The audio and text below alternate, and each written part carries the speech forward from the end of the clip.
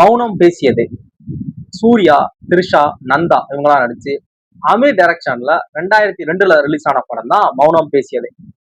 இந்த படமே ஒரு ரகட் பாயோட லவ் ஸ்டோரி தான். படத்தோட ஸ்டோரி என்ன அப்படின்னா, வணக்கம், நான் ஆனந்த்.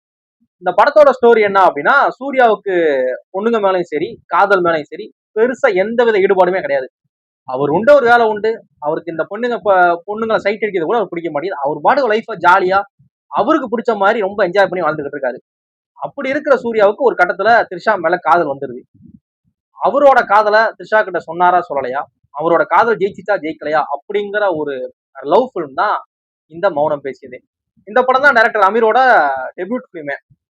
படத்தோட ட்ரீட்மெண்ட் வித்தியாசமா இருக்கும். ஒரு லவ் பிலிம் அப்படிங்கிறப்ப உருக உருக காதலிக்கிறது, படத்துல வசனங்கள்லாம் ரொம்ப உணர்வு பூர்வமா இருக்கிறது, ரெண்டு பேரும் காதலை பரிமாறிக்கிறது, ரொமான்டிக் சாங்ஸ் எல்லாம் இருக்கிறது, லவ் சாங் எல்லாம் பயங்கர இதா இருக்குது. அப்படிலாம் எதுவுமே இல்லாம படத்தோட ட்ரீட்மெண்டே வேறையா இருக்கும். படத்தோட சாங்ஸ் இன்னுமுமே பல பேரோட பிளேலிஸ்ட் இதா இருக்கும். 2026 ஆயிருச்சு. இப்ப கூட இந்த படத்தோட ஆல்பம் நம்ம எல்லாருக்குமே ஒரு ஒரு ஃபேவரட்டான பிளேலிஸ்ட் கண்டிப்பா இருக்கும். ஆனா படத்தோட ஸ்கிரீன் பிளே வித்தியாசமான ஒரு ஸ்கிரீன் பிளேவா இருக்கும். அந்த சூர்யாவோட கதாபாத்திரம் ஆரம்பிக்கிறது ஒரு எண்டா இருக்கும், முடிகிறது வேற ஒரு எண்டா இருக்கும். அப்படியே ஒரு ரக்கட் லுக்ல அப்படியே ஆரம்பிச்சு அட்வைஸ் போட்டுக்கிட்டு இருப்பாரு, ஃப்ரெண்ட்ஸ் எல்லாம் காதலிப்பாங்க, கூட சுத்த ஃப்ரெண்ட்ஸ்ல ஒரு ஆள் லைட்டா பொம்பளை பிடிக்க மாதிரி இருப்பாப்ல அப்படின்னு எல்லாமே இருக்கும். ஆனா அந்த கேரக்டர் போற அட்வைஸ் ஆகட்டும், பேசுற டைலாக் ஆகட்டும், அது எல்லாமே இப்போ பாக்குறப்ப கூட ஃப்ரெஷ்ஷா இப்பயும் கனெக்ட் பண்ணிக்க முடியுது. இதெல்லாம் 2002 தானே கரெக்டா இருந்துச்சு, இப்பெல்லாம் அப்படி இல்ல, இப்பெல்லாம் மாறிடுச்சு உலகம் அப்படிங்கிற மாதிரி இல்லாம இப்பயுமே அப்ப பண்றது எல்லாமே இப்பயும் நடந்துட்டு தான் இருக்கு. அப்படிங்கிறப்ப ஒரு எவர் கிரீன் பிலிமா தான் ஃபீல் பண்ண வைக்குது பாக்குறப்ப. இப்பயும் அதானங்க நடந்துகிட்டு இருக்கு, அந்த மாதிரி இருக்கு. நிறைய படத்துல நிறைய வசனங்கள் அமீர் நொறுக்கிருப்பாப்ல. நிறைய வசனங்கள்லாம் பாத்தீங்கன்னா இப்பயுமே நம்ம கனெக்ட் ஆகும். படத்தோட காமெடி ஸ்கோர் நிறைய இடங்களை கனெக்ட் ஆகிறதா ஒரு பெரிய விஷயமே. பொதுவா பாத்தீங்க அப்படின்னா கொஞ்சம் ஓல்டு பிலிம்லாம் இப்ப எடுத்து பாத்தீங்க அப்படின்னா அதுல வரக்கூடிய காமெடி சில படங்கள்லாம் எடுபடாது. இப்ப பாக்குறப்ப ஒரு ஐகானிக் காமெடியே நான் சொல்றேன், அந்த காமெடி அது ரொம்ப ஃபேவரட்டான காமெடி, ஒரு ரொம்ப ஃபேவரட்டா ரொம்ப பயங்கரமா ஓடின படத்தோட காமெடி வச்சுக்கோங்க. அந்த காமெடி இப்ப பாக்குறப்ப எத்தனை பேர் சிரிப்பு வரும் தெரியாது. அந்த மாதிரிலாம் நிறைய இது இருக்கு. ஆனா இந்த படத்துல வரக்கூடிய காமெடி எல்லாம் போற போக்கு அடிக்கிற கவுண்டரா இருக்கும். தனியா காமெடிக்குன்னு ஒரு ட்ராக்க போட்டு தனியா காமெடிக்குன்னு ஒரு சீனை வச்சு அப்படி இல்லாம போற போக்குல அடிக்கிற டயலாக், போற போக்குல அடிக்கிற கவுண்டரா காமெடி இருக்கிறது எல்லாமே படத்தோட பெரிய பிளஸ். இன்னொரு பெரிய பிளஸ் என்ன அப்படின்னா படத்தோட மியூசிக் ஸ்கோர், யுவன் சங்கர் ராஜா. இன்னைக்கு ஆளாளுக்கு என் வாத்தியான பல்லு பிடிச்சு பாக்குறீங்க. ஒரு காலத்துல ட்ரக் டீலர் அவரு. எப்படிப்பட்ட மெலோடியை கொடுத்து இப்ப அந்த பாட்டுலாம் இப்ப கேட்கறப்ப கூட பயங்கரமா ஃபீல் ஆகுது.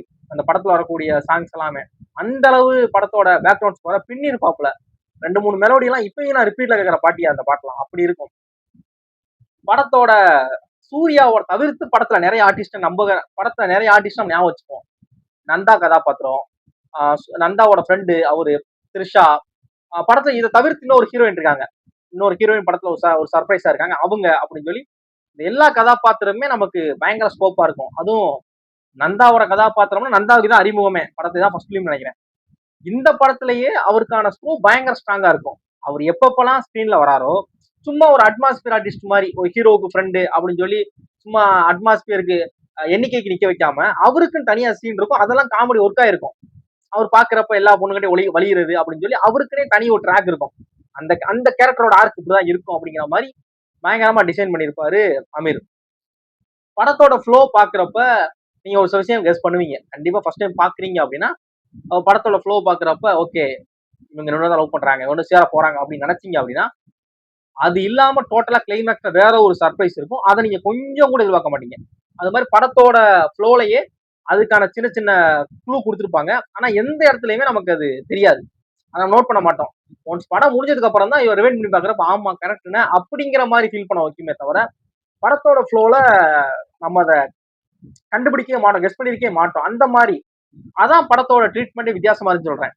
அது மாதிரி படத்தோட டைலாக்லாம் ஒரு சீன்ல நந்தாவை ரவுடிகள் அடிச்சு போட்டுருவாங்க. சூர்யா அவங்க வீட்டுல கேட்பாரு அவங்க அப்பாட்ட, என்னாச்சு அவனுக்கு, இல்ல ஒண்ணுல பாத்துருவாரு, அடிபட்டு இருக்கும், என்னடா ஆச்சு அப்படின்னா இந்த மாதிரி சொல்லிடுவான்.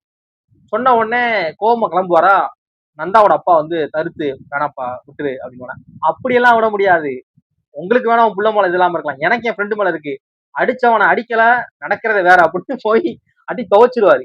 அந்த ஸ்லாங் ஆகட்டும் அதெல்லாம் அமீரோட பிரதிபலிப்பா தான் இருக்கும் நினைக்கிறேன். அது மாதிரி படத்துல இன்னொரு டைலாக் இருக்கும், அது படம் பார்க்கறப்ப நான் மறந்துருச்சு. அதெல்லாம் கேட்கிறப்பவே அமீர் அவங்க வந்து இன்டர்வியூல பேசுற டைலாக் மாதிரியே இருக்கும்.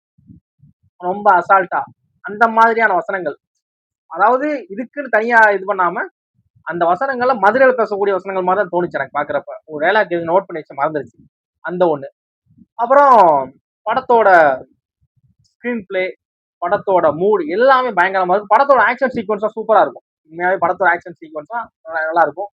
படத்தோட சாங்ஸ் நெறைய இடங்கள்ல வைபா இருக்கும். லிரிக்ஸ்லாம் சூப்பரா உட்கார்ந்திருக்கும். கேட்கிறப்பயே அவ்வளவு இதா இருக்கும். நம்ம வாயில முணுமுணுத்துக்கிட்டே இருக்கும். அந்த மாதிரியான லிரிக்ஸா இருக்கும். இன்னொன்னு அந்த படத்த பார்த்தது கிடையாது அப்படின்னு நினைச்சீங்க அப்படின்னா, படம் நாளைக்கு இந்த வேலண்டைன்ஸ் டே முன்னிட்டு படம் வந்து நாளைக்கு தியேட்டர் ரிலீஸ் ஆகுது. ரிலீஸ் பண்றாங்க. படத்த பாருங்க. இல்ல ப்ரோ நான் ஓடிடில படம் பார்க்க நினைக்கிறேன் அப்படின்னா, படம் வந்து ஆகா பிளாட்ஃபார்ம்ல அவைலபிளா இருக்கு. பாருங்க. இன்னும் அந்த படத்த பார்த்தது இல்ல அப்படின்னு நினைச்சீங்க அப்படின்னா, தாராளமா அந்த படத்த பாருங்க. எந்த விதமான தவறான காட்சிகளோ படம் சீரியஸா கனெக்ட் ஆகும். அவ்வளவுதான். பாருங்க. உங்களுக்கு இந்த படம் பிடிச்சா பிடிக்கலையா அப்படிங்கிறதையும், இந்த படம் நான் பார்த்ததே கிடையாது. இனிமே தான் பார்க்க போறேன் அப்படிங்கிற நீங்களும் மறக்காம கமெண்ட் பண்ணுங்க. படத்த இந்த வீடியோ பார்த்துட்டு தான் நான் படம் பார்க்க போறேன் அப்படின்னு நினைச்சீங்க அப்படின்னா, நீங்க ஒரு ஒருத்தான படத்த பார்க்க போறீங்க. பார்த்துட்டு இந்த படம் உங்களுக்கு பிடிச்சிச்சா, நான் சொன்னதெல்லாம் கனெக்ட் ஆச்சா, ஆகலையா அப்படிங்கிற விஷயத்த மறக்காம ஷேர் பண்ணுங்க. தேங்க்ஸ் ஃபார் வாட்சிங்.